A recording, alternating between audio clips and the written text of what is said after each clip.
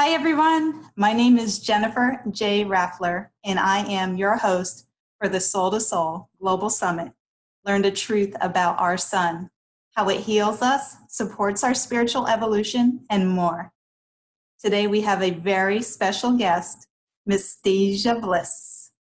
Stasia is currently working as an international integrated consciousness and embodiment expert and empowerment coach residing in Portland, Oregon. She has been working with the subconscious mind and Akashic records on both reading the field, restructuring patterning there for over a decade. Stasia specializes in embodiment practices which assist us in integrating all aspects of the self as well as accessing our fullest potential. One of these practices is sun gazing and other means of working with the sun and receiving its energy. Her up-and-coming book, Surfing the Paradigm Shift, will highlight both sun gazing as well as a myriad of other practices which will assist the masses in making the big evolutionary shift which is currently in progress. Beyond professional life, Stasia is the mother of 2 boys and loves to practice yoga, be in nature, play music, write poetry, and travel. She envisions a world of empowered people living authentically and working together with the earth. Oh, and so do I. Yay. Hello. Thank you. How are you? I'm great. I'm excited to be here with you again. Thank you for having me. Absolutely. I'm so excited to have you as well. And I can't wait to hear what you are going to tell us about the sun. And I'm a little bit familiar because I read a few of your articles. One of them was about sun gazing. And I know that you want to speak a little bit about your initial experience with sun gazing. So if you could share that with us, that would be just wonderful. Absolutely. I think sun gazing is one of those natural things that we do as humans when we're in the right situation. If you found yourself like on a beach for an extended period of time and you either get up early to see the sunrise or you sit at the coast to watch the sunset, we have a natural inclination to watch the sun in its final few moments before it dips under the ocean. And what I didn't realize when I first really immersed myself in this practice is what exactly that I was doing. So I was traveling in India and had been traveling about a year by the time I got to the location that I was in Goa, India. And I spent a good number of months just living on the beach, just every day, up with the sun and out with the moon and down with the sunset. And I got in this natural cycle of following the sun and following the moon and walking barefoot and sun gazing every night. And I didn't really know that that's what I was doing. But looking back at the things that unfolded for me during that time, and as I became more familiar with the benefits of sun gazing, I realized that I had stumbled onto the practice and its benefits like magically.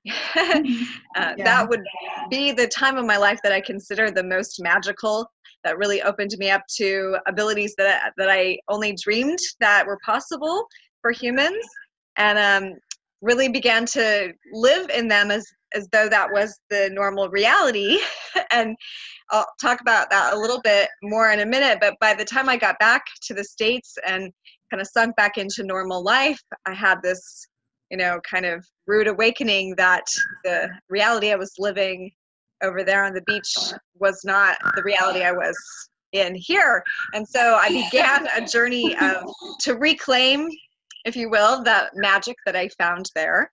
Mm-hmm. And along the way, I stumbled into the description and the exercises to practice sun gazing and what the benefits were. And I realized that I just had been through that experience. So Yep. Yeah. So let me just talk a little bit about first how you do the sun gazing and then maybe what some of the benefits are. Now, I know you mentioned that you read one of my articles. That article on the Guardian Liberty Voice, where I used to write for an online magazine, it was amazing that happens to be like the one article that I wrote for them that went viral and is still like my most popular article. And it happened that that article just came as an inspiration one night, and I stayed up all night writing it, and it just Oh, wow.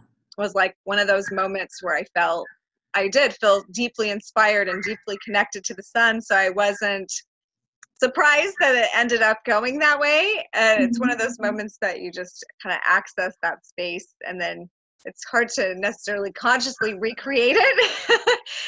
But yeah, so the practice is really about being barefoot on the ground. So the goal is that you want to contact the earth with your flesh, with your bare feet, which, you know, not all of us really do in a normal city life. And so at the hours where the UV rays are the lowest and almost non-existent, which is about an hour to an hour and a half from sunrise, and an hour to an hour and a half before sunset, that's the time when it's the safest to gaze. Even though I really believe that humans have been gazing at the sun during all times of the day for thousands of years. Legally and like medically, it's recommended that you don't gaze. And I feel like I need to say not to gaze, but you know, after the hour and a half in the morning and you know, before the hour and a half before sunset. So you have like that, you know, doctor recommended safe time. And that's just to safeguard our eyes, even though I really have found in my experience with sun gazing so much information available to be immediately accessed by the sun that it's kind of mind-blowing, and it's something that is really hard to explain, and really just recommend people experience it for themselves. So standing barefoot on the ground, and during the proper times. And to start with, I just recommend doing 10 seconds to begin.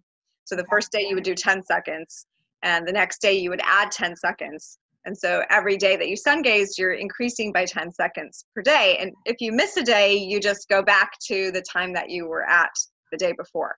So, and if you miss 2 days, then you subtract 20 seconds, you know, so each day is a 10-second rule. And so eventually you get up to like 45 minutes if you're really diligent and you're practicing for a long time, where you're able to just stand. And it seems like a long time, but once you enter the portal of the communication with the sun, it's kind of mind-blowing, and you don't really want to take your eyes off of it. Yeah. And then just to also walk barefoot at other times during the day and during the week in between. It's like you're getting new neural pathways. You're opening up connection to your pineal gland, and your body wants to continue to ground that into your body. So walking barefoot helps that to ground into your body. It helps like all your endocrine glands adjust to the information that you're getting from the sun. And like amazing things happen.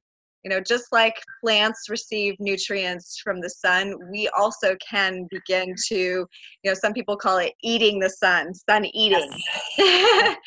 So we can also bring nutrients right in through our gaze, right into the pineal gland, and activate this nutrient-rich potentiality of the sun through our body directly. Sounds so yummy. Eating the sun. It's really amazing. It's really amazing. So I want to speak a little bit to some of the effects that I have found from doing it. And of course, the longer times that I live in Portland, Oregon right now, sometimes sun gazing potential is low. Understood. But when I was in India and I would gaze for like all of the evening, I was over 45 minutes for sure, because I would spend the last hour in front of the sun. Things happened to me that like some people have a hard time believing. So at one point I'm just going to go way out there and say I was stung by a scorpion, and I knew, because of the terrain that we were in, they're prevalent there, but I immediately knew how to direct the poison out of my body and just breathe it out. And it like only in retrospect was I like, what did I do? But in the time, and that's like one of the, you know, bigger deeds, but that sort of thing and why the article that I wrote was called Superhuman, like accessing superhuman potential, because that's the sort of state that when you're accessing the high frequency of the sun, it's like innate knowing returns, and we feel more connected to our God selves, I like to say. Yep. And so things like that, it becomes like a second nature, where you understand that when something happens to you, that you have the potential to work with that energy and shift the reality that's not based on what other people think is possible, but is purely a connection thing within you. So, and there was other experiences very similar to that. A lot of it was just, simpler things, like I didn't feel like I need to eat as much. I was able to sleep less. My sleeping time was much shorter, and I was much more vibrant. Just a lot of really simple sounding things, but it was something that went on for months and months, where I felt like I was literally just, like in a magical kingdom, really, like less sleep, dreaming a lot, just walking barefoot, and really seeing life as a more magical adventure than normally we tend to imagine that it is. And I attribute a lot of that to my communication with the sun at that time. Okay. Yeah. Beautiful.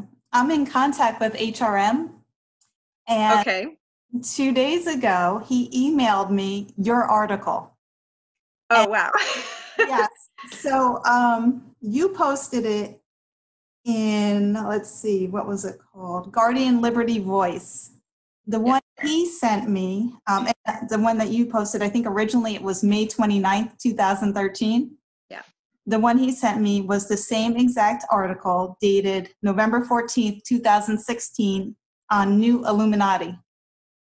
And that came from HRM. Amazing. Are you aware? Yeah. It's funny. I've tracked that article, and it's been published everywhere. And I've had to go after some of the people because they will not write, like where it came from. It's become like the article about sun gazing. It kind of blows me away a little bit. It just, again, like I feel like it wrote itself through me that night. Like it just was like, this information needs to happen like right now. Yeah. And so that's super cool. I want to see if I can screen share that, bring it up, and we can show everybody else the article. Yeah, for sure. It's got all of the steps and all of the benefits listed pretty clearly. Yeah, here we go, screen share. Okay, that's the one that HRM sent me. NASA confirms people are capable of superhuman abilities using these ancient techniques by Stasia Bliss. Beautiful, look at that. That's just great. You're famous. It's funny, I actually had someone send me this article to tell me about this at one point. I thought that was funny. Yeah, it's just amazing. It blew me away. And I wrote him back and I said, oh my gosh, I'm interviewing her tomorrow. Yeah. Cool. The article is great because it really breaks it down simply, but in a lot more detail than we're talking about right here. The main thing I like to emphasize is just to keep it really simple, to add 10 seconds a day to make sure your feet are grounded. And then just to observe and allow your natural body processes to shift, like don't have too high of expectations, like, oh, I'm going to stop eating right away, but just observe and honor the body as it starts to shift and become nourished. And the most significant thing that I find when I sun gaze is my consciousness changing, the way that I look at reality shifting. And the sun seems to open itself up as like a communicator directly to our pineal glands, I feel, and just help us access information that's there all the time that we just don't necessarily open ourselves up to. So, sure. Surfing the Paradigm Shift, this book that you're working on, you included sun gazing in your book. I did. Yes. So I've been working on this for a little while with my imagining editor, Reverend Noel McGinnis. He's like one of the authors in my life who's an older author, and he's like the Merlin of my reality. I completely respect his writing. He's like got amazing work, and he wanted to co-write.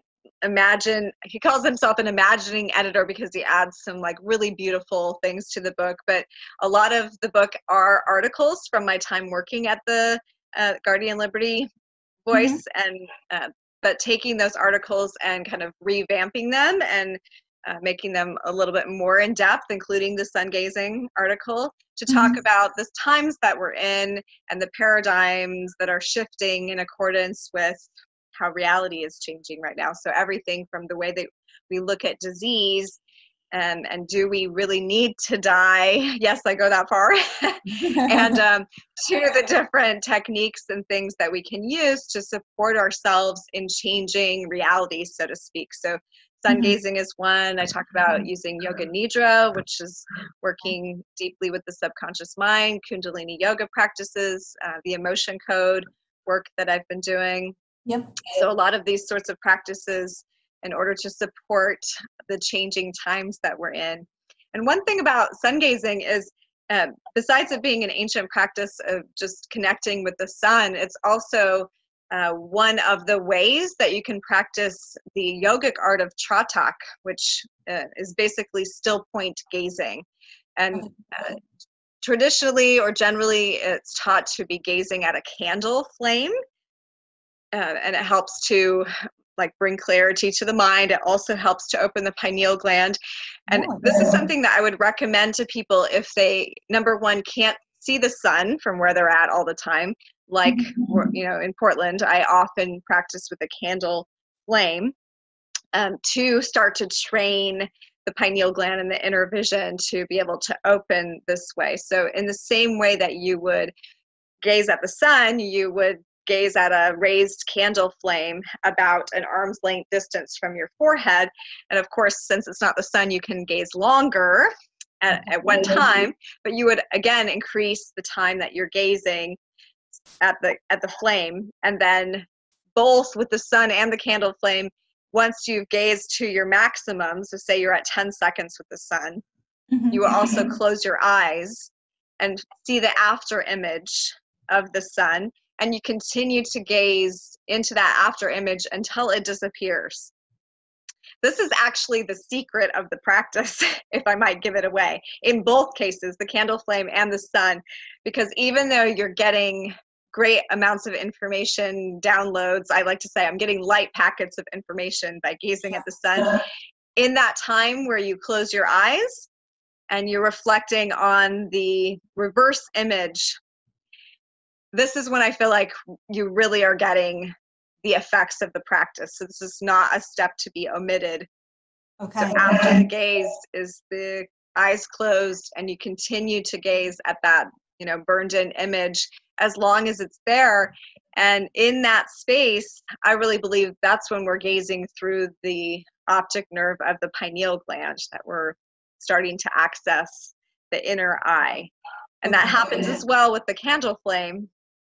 Some of my most profound meditations have been using the flame and then doing the reverse image meditation. So for those people who can't get to the sun, use a candle flame and practice and get your eyes prepared to do the work directly with the sun.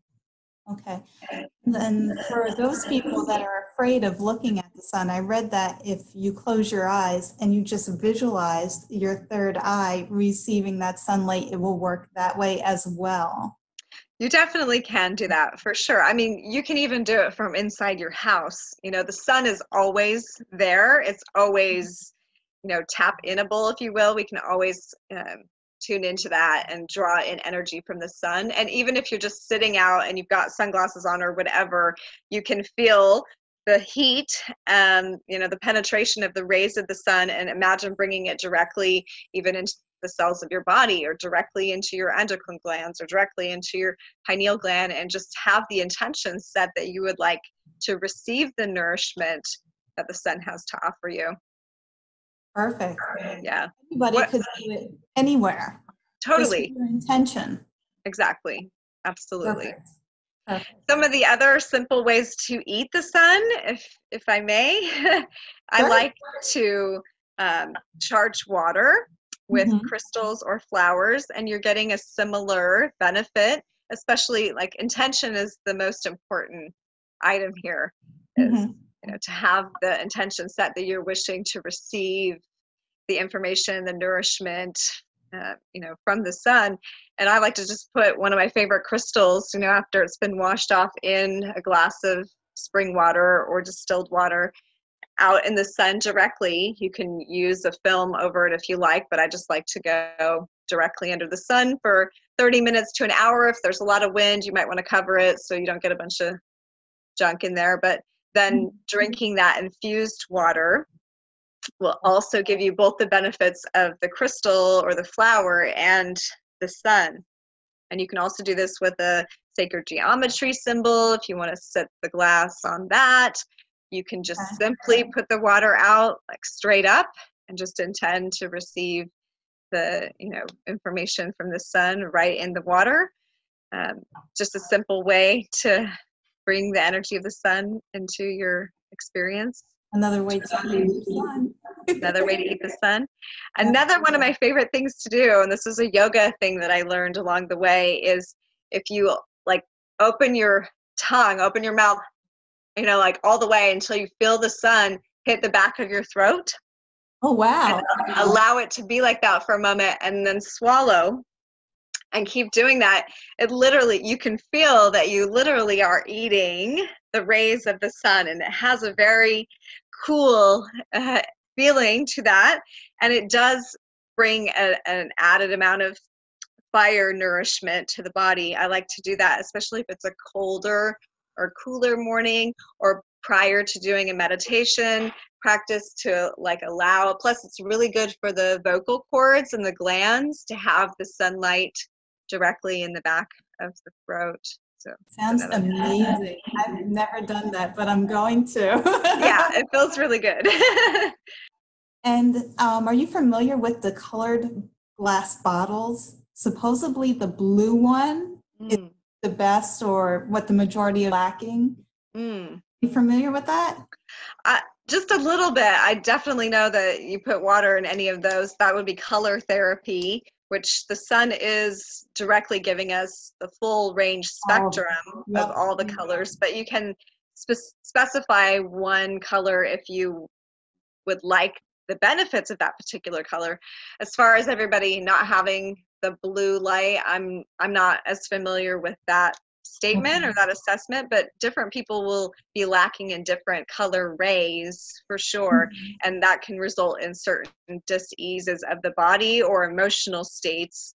They say each organ has a different color that's prominent, so if you're lacking in a certain color, it will mean that particular organ. Like yellow, I believe, would be liver stuff. So if you are lacking in yellow ray, then your liver might show up as having issue or being weaker. And so to infuse water with a yellow ray, and you could do that with the bottles like you're talking, or you can just put like a yellow cellophane over water, or even do it as light therapy, like in your window is preferable, so it's the sunlight, and get that color ray. And you've seen people make the bath colors and so forth to get your different color rays. And it's the same thing as working with crystals, actually. The crystals store the color rays, and so when we work with them, we're also accessing those. It's my understanding that soul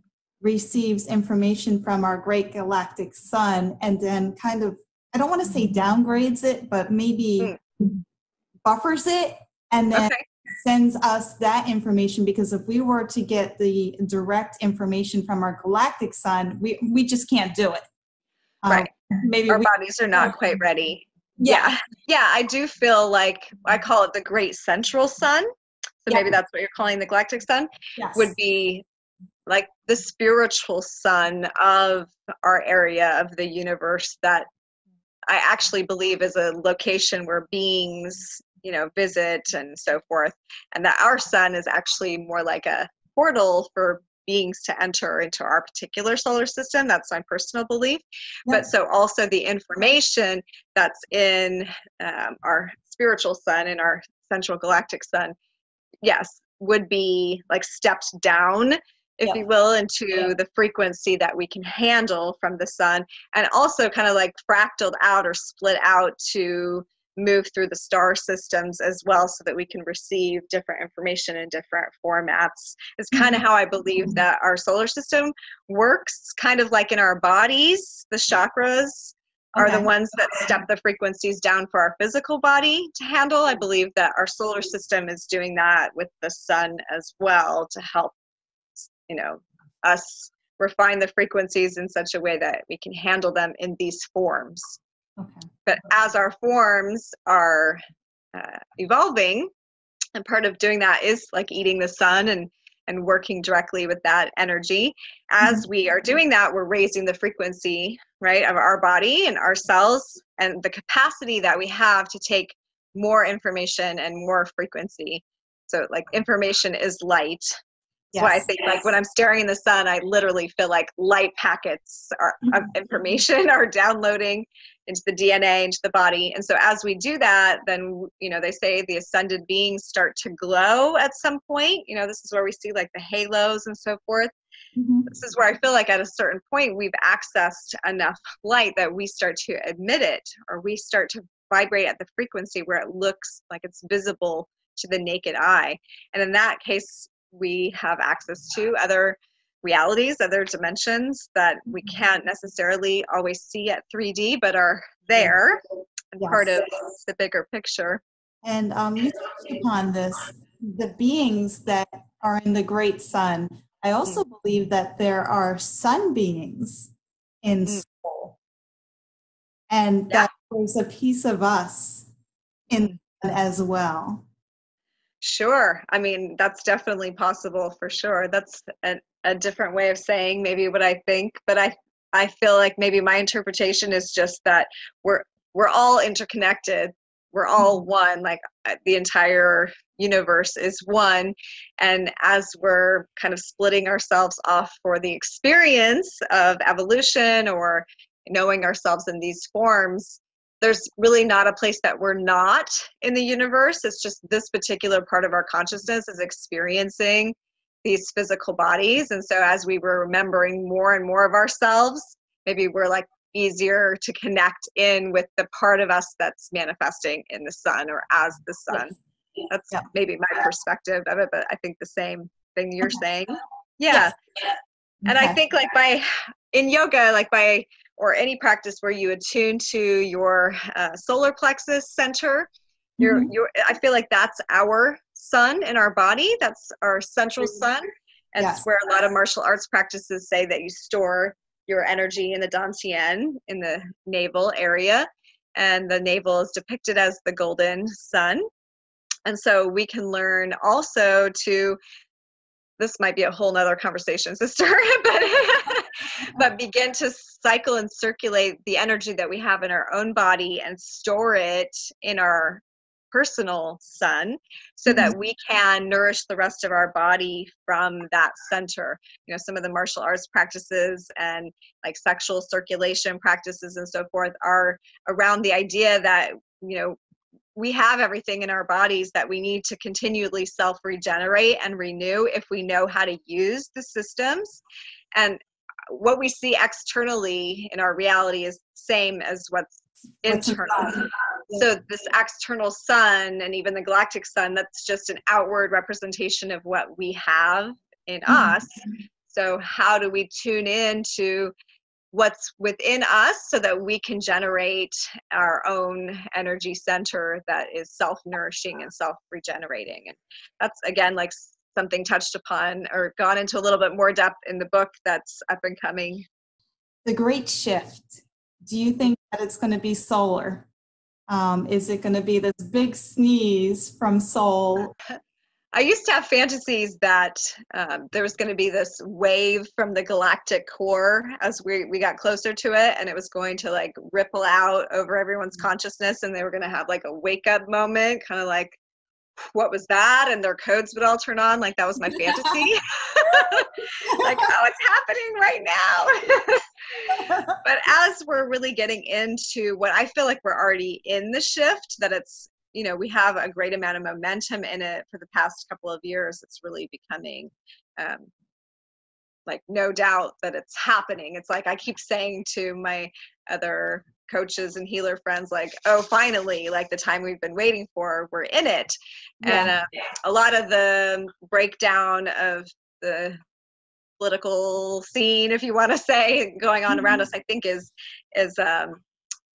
just showing that that's true, that we are in the collective purge, so to speak, like just like when we wake up in our own bodies and we begin to awaken to who we truly are, our chakras purge. They blow out psychic debris that held us in lower consciousness states, right? So our collective is doing that. We're having a collective purge of the psychic debris. So everything that's been under the surface, kind of like running reality, has to blow out, and it has to come to the surface so that it can be purified and a higher level of consciousness can pervade. Replace that. Yeah, so it's an individual and a collective experience. The more of us who become aware and do the practices that support our awakening, it's like the outer petals of the flower have to open before the inner ones can. Yeah. Okay. So as we do our work, we're just ushering in the awakening more and more. And I feel like it's a natural process, that we're in it. It's, like, it's not like we necessarily can hurry it, but we can definitely be in support of and doing our personal work to the greatest degree that we possibly can. And well, I think the sun must be really important because they're trying to block it.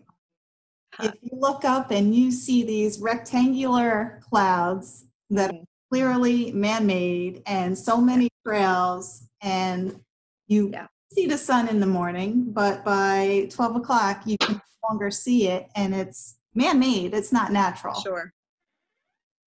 It must be more important than we're aware of. So I have a couple things to say about that from my perspective. Sure. One is, yes, it appears to be that there is inhibiting forces to the accessing, the sun and its healing potential for us. And again, if we go ahead and abide by the idea that there's an external reality in us and them, and there's people doing certain things to us, then we can kind of fall, prey to this victim idea that we're being blocked. But I feel like everything that's going on in our external reality is just pointing to our internal, that is maybe representative that we kind of have blocked access to our inner sun ourselves, and that it's really up to us to clear away the fog, and re-access our divine potential, because nothing's happening outside here that isn't directly connected to what's going on here. And so, if we can empower ourselves to know that we can access these superhuman abilities, we can, access our own healing potential in our body right now, then anything external isn't going to matter. We will create a different reality sprouted from that inner knowing. So we're kind of, brilliant. Oh my gosh, yes. Yeah. I mean, it's just a time to empower each other and remind each other that this is not an outside game, this is an inside game. This is something that we just have to encourage each other. We have everything we need inside. If you want to go biblical, like the kingdom is within us. It's not about changing. The external changes will happen as we know the changes to be true in us. We will feel the opening in us. We will access that healing energy, and we will open the doors. Brilliant. You blew me away. I never thought of that perspective, and you're just 100% right. Wow. A huge shift within myself right now, just hearing those words from you. Thank you. Thank you. And I love as well. I love getting a chance to have these conversations. Wow. Awesome. Goosebumps. Yeah. Yeah. Yeah. So, Stasia, do you have anything else you want to add regarding the sun and how it heals us and supports our spiritual evolution and does everything? Well, one thing we can definitely do more regularly is to have gratitude for the sun, which and turn around and also have gratitude that we have the light of consciousness within us, because I feel like that is what the sun represents, and to not take that for granted, to not overlook that, access point to source that we each have within. It's easy to go about life and kind of just depend on the external stuff as defining our reality, but we're coming to a time when it's becoming crucial that we remember that we each have direct access to the light of consciousness, and the sun is a reminder of that. And so to have gratitude every day for whether you can see the sun or not, knowing that its presence exists. And sometimes us too, like sometimes we have to have down days, but that doesn't mean that we have to forget that we have access to source all the time. It's okay to take a vacay on that too, and just say, today I'm going to just experience the opposite of that, but I still know I have access to source, and I'm going to allow myself to have sadness or to have anger or whatever. That's not denying that we have that access point, but just to always remember that it's there. And practices like sun gazing and sunbathing and charging our water and so forth just help us regain a relationship with that consciousness, which manifests for us as the sun. And then it just cultivates a deeper connection within to our own healing capacity as well. Beautiful. And as you were talking, I just remembered something. Going back maybe about 8-9 years ago or so, there was a lot of negative energy in my home. And like you said, what was outside is a reflection of what was inside. But what I did to dispel this negative energy was I took a big glass bowl, filled it up with water, and put it outside in the sun, and I charged it. And I came in and I was like spritzing all throughout the house, in the corners, in all the dark spots. And I felt very empowered that I could do that. Awesome. Really felt, I'm getting like waves of goosebumps right now, that the water was strong, that it had this power from the sun, and it was just amazing. And yeah, definitely. Have you ever done that? Did you ever? Yeah, for sure. Charging water. I love to charge water with rose petals. So you're making your own rose water, and then just use that as a spritz around the house as well is very clarifying and cleansing as well. But can I point out, Jennifer, that the most powerful thing about that is that you empowered yourself to go collect what you know to be the powerful rays of the sun, to prepare it for use again, and then to go around your house with your intention that it was you interacting. You were the alchemical piece in that formula to bring the power of the sun through you and your knowing into your house and allow that refreshment to take place. And this is, maybe I'll kind of end on this note. This is where I really feel the women right now have a great role to play in helping anchor consciousness and the light of the sun, if you will, into our reality again, is that we are the priestesses of old. As we remember this simple act that you just said, that is like a little ritual in and of itself to help reconnect what sometimes feels like a very separate reality. Sometimes our homes or offices can feel very disconnected or sterile, away from nature, so to speak. And that the priestesses, the women that are remembering and connecting again with the elements, with their cycles, and working with the land in this way, we can kind of reenact the sacred, if you will. We can bring that light of consciousness back into reality, one woman at a time, one water sprinkling at a time, one sun gazing act at a time. And that we are seeding reality again with our remembrance. So, yeah. And of course, the men can do it too. but I really feel a sacred duty of the women to help turn this tide right now. Well, Definitely. thank you so much for joining us for the Sol2Soul Global Summit. Yeah, thank you. Awesome. And how can our viewers get in contact with you? What's the best way? You can find me on Facebook. I definitely am there. Or through my website, which is blissinthehouse.com.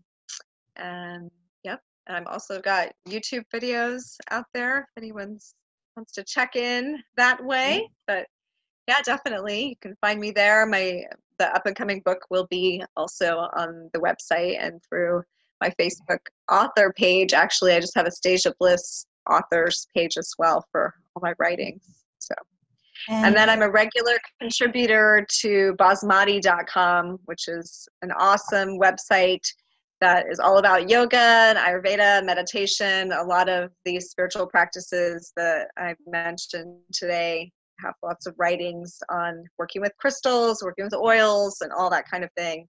That's basmati.com. So, yes, lots of ways. The name of the book again is Surfing the Paradigm Shift. Thank you. Stasia again. Okay, thank you too. Okay. Blessings to everyone. Thank you.